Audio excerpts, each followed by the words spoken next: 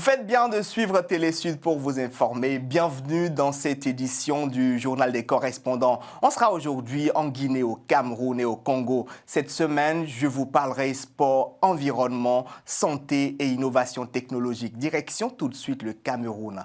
À Yaoundé, la capitale, la pollution visuelle est devenue un casse-tête pour les autorités de la ville. À la veille de la CAN que le pays abrite en janvier prochain, les responsables de la ville sont déterminés à lutter contre le phénomène. Reportage de nos correspondants locaux, Mathieu Wamba, Cyril Nguidjoy, Pierre Parfait Ndongo.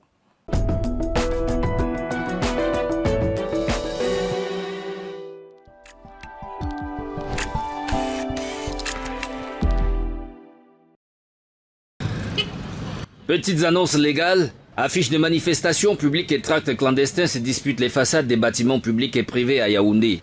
Un affichage anarchique et sauvage qui encombre la face visible de certains bâtiments et habitations. Même le plateau administratif, le quartier gouvernemental, n'échappe pas au phénomène. C'est un constat désolant, disais-je, mais qui tire sa source justement d'un certain nombre d'éléments de manque de cadrage.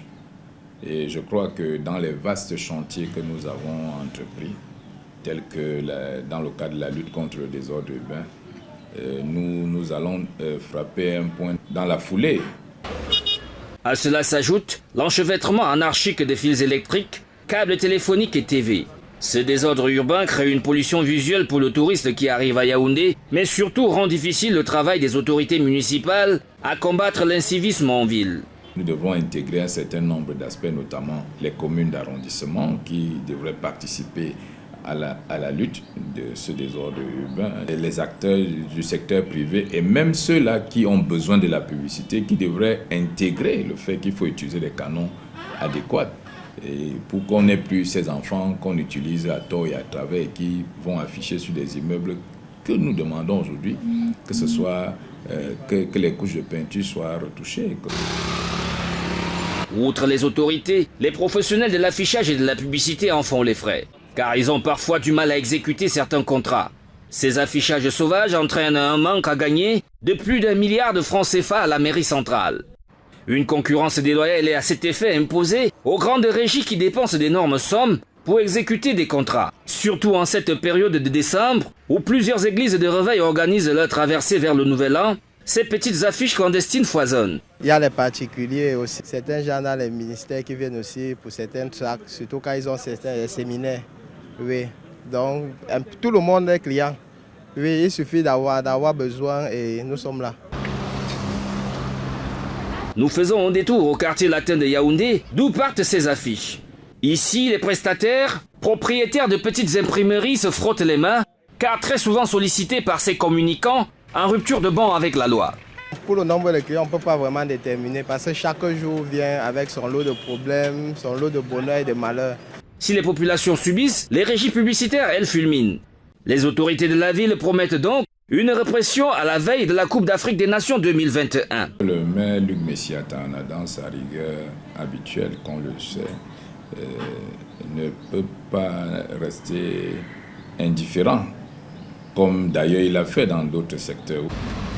Avis donc à ces entrepreneurs hors la loi qui tomberont à coup sûr sous le coup des sanctions.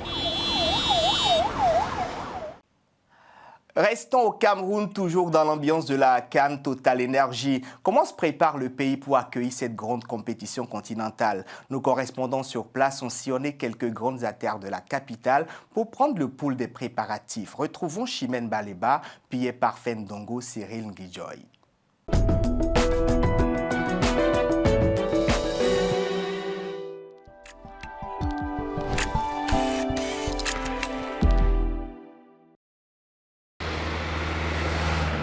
De l'entrée sud au centre-ville de la capitale, en passant par les grandes avenues, les préparatifs de la CAN Total Énergie sont encore timides. Pas d'affiche singulière, la circulation est fluide, la ville ne vibre pas totalement aux couleurs de la grande compétition. Moi, je pense que la préparation n'a pas atteint son top. On ne ressent pas encore qu'il y ait un CAN qui se prépare. Soyons honnêtes et soyons vrais.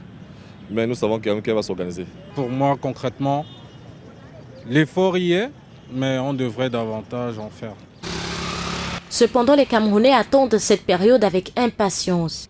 Les esprits sont surchauffés. Pour plusieurs citoyens interrogés dans les rues, si l'embellissement de la ville accuse un retard, le Cameroun a tout pour attirer de nombreux touristes. Nous avons beaucoup de centres artisanaux. Donc il faudrait qu'ils puissent visiter, puisque le Cameroun c'est un beau pays. Il faut le rappeler, il est très beau. Aujourd'hui, on peut rouler aisément à Yaoundé. C'est vrai, les embouteillages, mais contrairement à hier, beaucoup a déjà été fait et nous pensons que c'est une ou deux choses-là qu'ils vont découvrir. Le Cameroun regorge de beaucoup d'atouts, principalement sur le plan culturel, culinaire et tout ce qui va avec. Mais comme le peuple camerounais sait si bien accueillir les étrangers ou alors vivre en communauté, je pense que ce serait un atout véritable. Toutefois, après de 20 jours de la CAN Total Énergie, la quasi-totalité des sites homologués pour les différentes rencontres sont prêts pour le jour dit. Tous les regards sont à présent figés vers le complexe sportif d'Olembe, dont la date de livraison est encore attendue.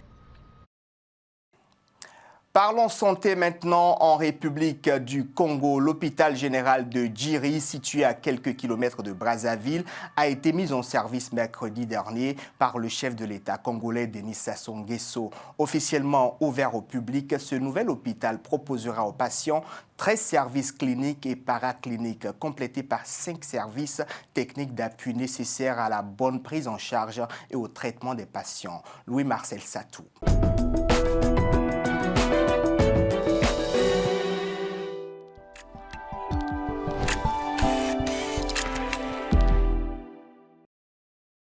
Situé au nord de Brazzaville, dans le 9e arrondissement, l'hôpital général de Djiri, bâti selon les normes médicales internationales les plus exigeantes dictées par l'OMS, va proposer aux patients 13 services cliniques et paracliniques, complétés par 5 autres services techniques d'appui nécessaires à la bonne prise en charge et au traitement des patients. L'hôpital général de Djiri est un complexe soignant de 200 lits, juxtant la CNR TV, la télévision nationale. Sa superficie bâtie est de 16 531 mètres carrés. On y trouve des services nantis d'équipement de dernière génération.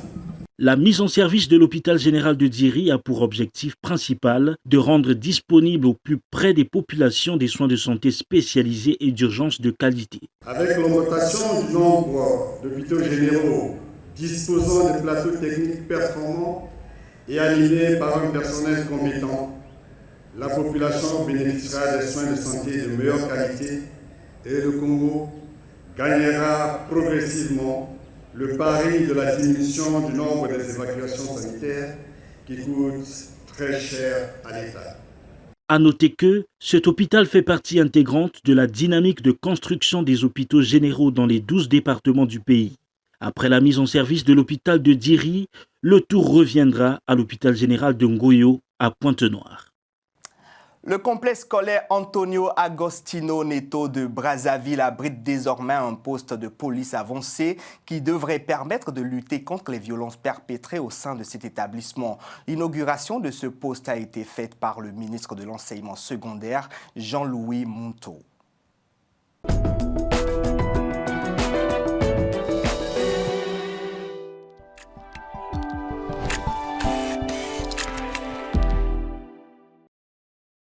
Améliorer les conditions de sécurité et d'apprentissage en milieu éducatif, c'est dans ce but qu'a été érigé un poste de police avancé dans l'enceinte du complexe scolaire Antonio Agostino Neto à Brazzaville. Le ministre de l'enseignement préscolaire, primaire, secondaire et de l'alphabétisation, Jean-Luc Moutou, a officiellement remis les clés de la dite structure au ministre de la Sécurité et de l'Ordre public, Raymond Zéphirin Mboulou.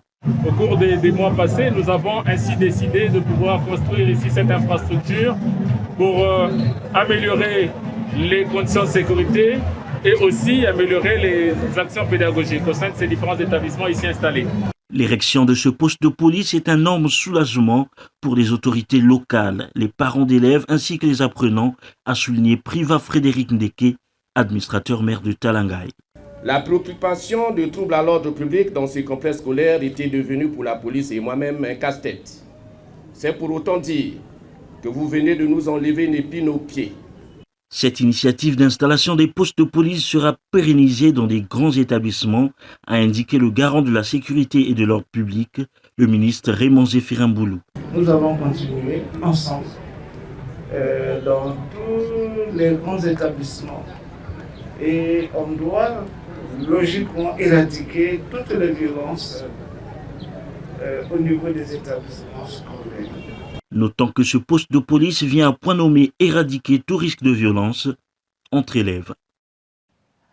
En Guinée, un jeune informaticien marque les esprits. Il n'a que 25 ans et rêve d'ouvrir le plus grand studio d'animation 3D d'Afrique à Conakry. Il désire valoriser la culture guinéenne et africaine. Serge a d'ailleurs créé un jeu vidéo qui rappelle et vend la culture ancestrale africaine à travers ses héros. Sagnon Kourouma, notre correspondant local à Conakry, est allé à sa rencontre.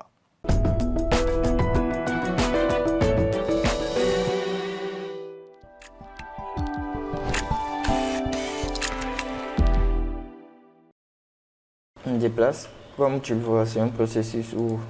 Les yeux rivés sur l'ordinateur, Serge et Mamoudou, un destin commun pour deux jeunes qui ambitionnent grand. Ici, par exemple, je dois sauver ces masques. Ce jour-là, ces deux jeunes profinent le dernier réglage de leur jeu vidéo dénommé African Heroes. Il s'agit d'une caricature fascinante de l'Afrique dans un jeu vidéo inspiré des héros du continent.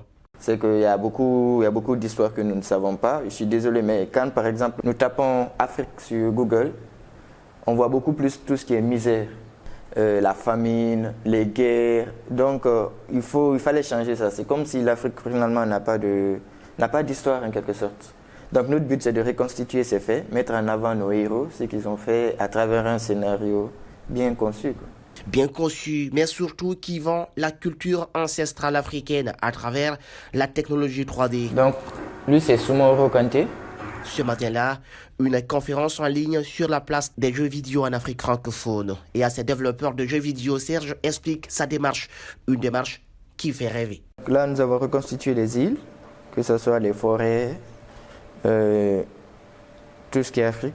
Et là, nous avons une étape bien précise, c'est l'étape Soumoro Kanté qui protège en fait la grotte des masques des envahisseurs. Aussi, nous commençons par le Nigeria avec la reine Moremi, la Côte d'Ivoire avec la reine Pokou, il y a l'Afrique du Sud avec Shaka Zulu, vous avez le Mali avec Soumoro Kanté, vous avez l'Angola aussi, vous avez l'Égypte, la Guinée, le Bénin, les Ashanti du Bénin. On a mis tout ceci en fait derrière un scénario pour que ceux-ci puissent en fait trouver la solution et retrouver l'objet perdu, l'objet sacré perdu. Résultat, lors de cette exposition des contenus locaux en Guinée, le jeune informaticien est débordé par des curieux. African Heroes est source de convoitises. Au premier rang des visiteurs, l'ancien ministre guinéen des Nouvelles Technologies, Justin Morel Jr. Quelques jours plus tard, le jeune développeur de jeux vidéo est invité par l'ancien ministre guinéen.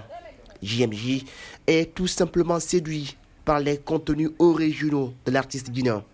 Je suis très heureux de le retrouver aujourd'hui et de voir qu'il évolue dans cette idée positive que l'Afrique doit avoir d'elle-même des images positives pour former des jeunes qui ont le souci du développement de l'Afrique par l'image, mais aussi par toute l'esthétique et toute l'éthique qu'il y a derrière.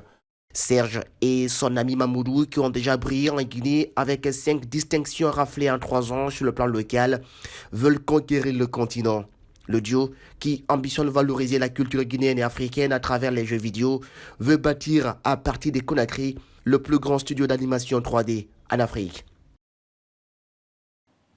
L'Afrique bouge et innove. C'est cette Afrique que nous avons pris l'engagement de vous montrer sur Télé Sud. Merci de rester fidèle au programme de cette chaîne. Je vous retrouve la semaine prochaine.